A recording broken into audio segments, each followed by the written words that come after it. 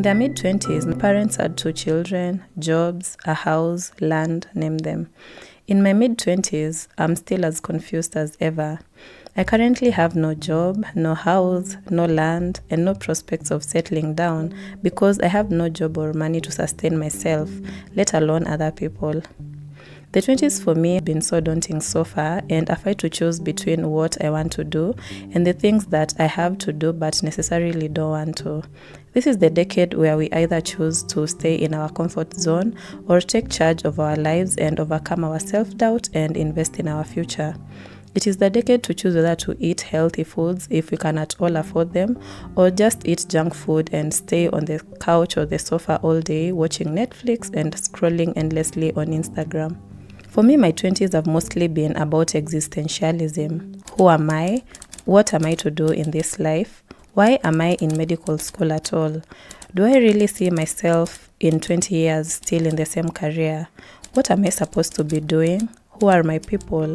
What is my purpose?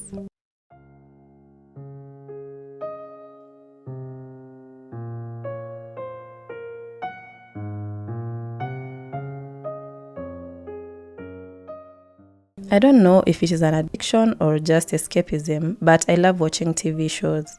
And from all the coming to age shows that are on streaming services, the 20s for youth are a time of experimenting, making mistakes, getting high on the couch, eating, sleeping, partying, all the good stuff.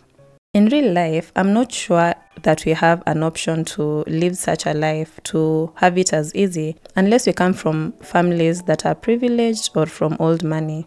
Most of us come from families that aren't well-to-do, and we work our asses off to reach a certain level of comfort. We can't afford to waste our 20s in this confusing, capitalistic global society. We have to step up early on, decide what we want in our lives, mature early, and know what our lives should look like even before we get a stable income.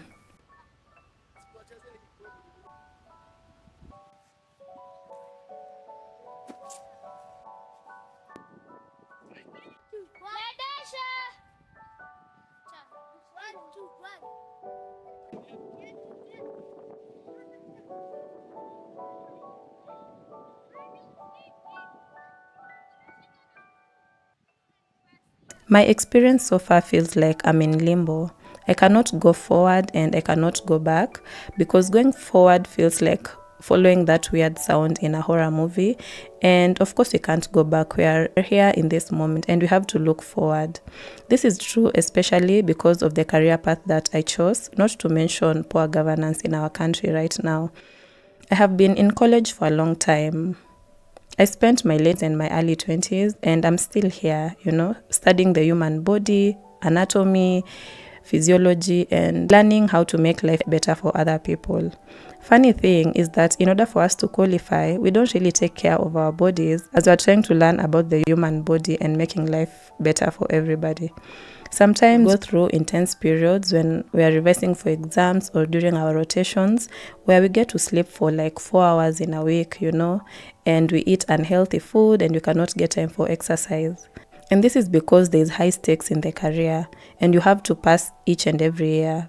And for most people out there who think that the career is instantly rewarding, it's not. It takes a lot of time to build it, even up to 20 years for someone. And currently we are on strike in school and it is hard to pivot because I'm in my last year in medical school, so I cannot choose to change careers right now. I have to finish this, So it feels like I'm kind of stuck in this moment where I cannot get out of medical school and it's hard trying to find a new career. So I really have to finish medical school before I look into other options out there. That is why it feels like I'm in limbo.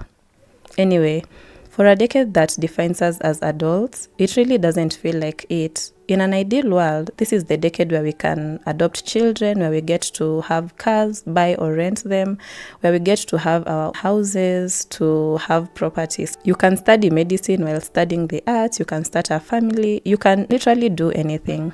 This isn't supposed to be a decade where every entry-level job that you apply for requires a minimum of 5 years of experience.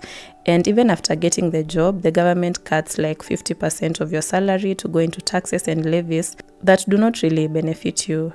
This is not a decade where love is not necessarily the primary driving force for marriage, but stability and the ability to pull funds together in order to afford life. Not where going out with friends or family means putting on a show, like wearing expensive clothes and watches and trying to act in a certain way so that they may put us on a certain pedestal. The 20s are mostly uncertain to some extent. Things shift and the stability that we thought we'd have in the long run is not really there. Friendships change, relationships sometimes work and they sometimes don't work because maybe we are not ready to commit.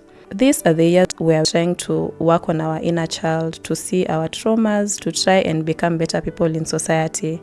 But even with all these attempts, we may be disappointed. Life may choose to put us in our place when we feel like we've accomplished something. We may be derailed, we may fail, we may not know where we are going, and we may get confused. And when we feel like we have no hold of this life, we end up asking ourselves why we are in this desert, wandering without reaching an oasis for reprieve.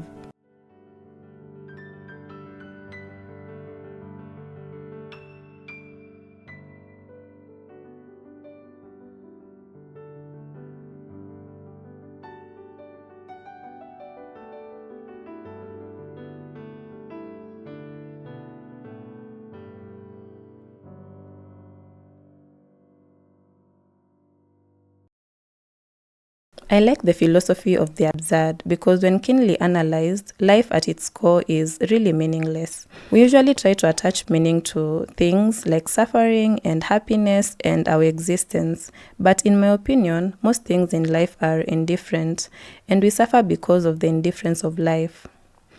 Sometimes you may do something, you may put your energy into something and it will not work out because that is just how life is. Sometimes you may work hard to become a better person, to be humble, to be loved by society, but people may not even give a damn about it. You may work hard in life and you may not be as rich as you thought you would be. You will think that just because you suffered once that you won't suffer again, but jokes on you, that's not how life works. Some people have gotten into accidents that have left them debilitated for the rest of their lives.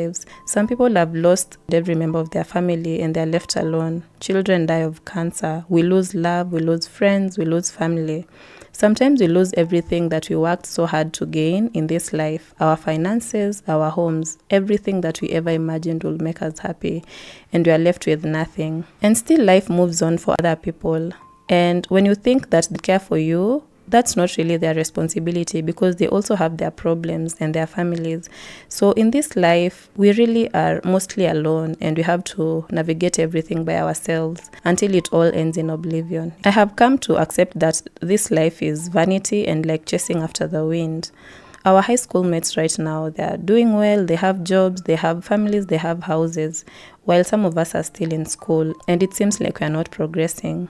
And societal expectations continue piling up, even though in the end they won't matter. And they give us so much pressure that we feel like we're not performing, like we're not somewhere in life. And sometimes when you think about it, we feel like giving up, like asking what is the point of all this and throwing in the towel. We remember that we don't have to do it all. We don't have to be good. We don't have to have a purpose. We don't have to solve all the problems that we find on earth. We don't have to have a meaningful life. However, it is good to have all this, even though in the end it ends in oblivion. To have a good life, to have community, to find love, to find freedom, to solve little problems that we find on earth, to be a positive influence to other people, to help the sick, to help the needy, to appreciate our families and the love that we receive on a daily basis, to be grateful for all this and try to find the littlest of purpose in all the things that we do every day. So for those moments that I find myself in limbo, undecided about life and utterly confused, I do one of three things. I find my way back to my core values, I lose myself in creating, or I step blindly into the abyss and stare at it as it's staring at me. Finding your core values doesn't have to be a big philosophical journey. I usually find mine through the beliefs that have held me since I was born and how I was brought up and those that I have picked up along the way as I've grown up. These values are mostly present throughout my childhood and my teenage years up to my early adulthood. So my childhood was filled with friendship, playfulness, a knack for perfectionism, and most importantly, community. Of course, no one has a perfect childhood, but if majority of it had good core values, we might find solace in that. I became more responsible as I grew up and experienced life as a firstborn daughter, having to set a good example for my family. Making a mistake as a firstborn daughter is like setting up your family for failure. So I had to learn restraint and responsibility early on.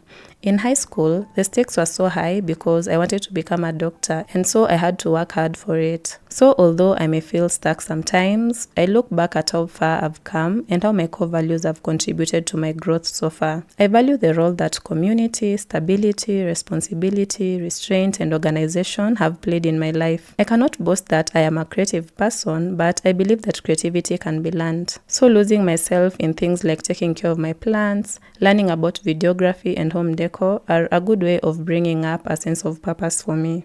Lastly, if I feel like the abyss or nothingness of life is staring at me and it becomes glaringly huge, I choose to stare back at it. I choose to step into the freedom of little choice that I have in this life. So facing uncertainty with enduring faith that you will go through it, finish high school, start a new job, become a parent, become a nun, live in service of others, is finding a bit of yourself in your 20s.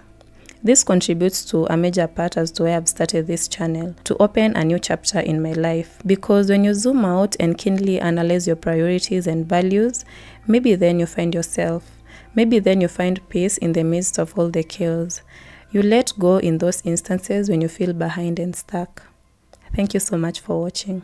Bye.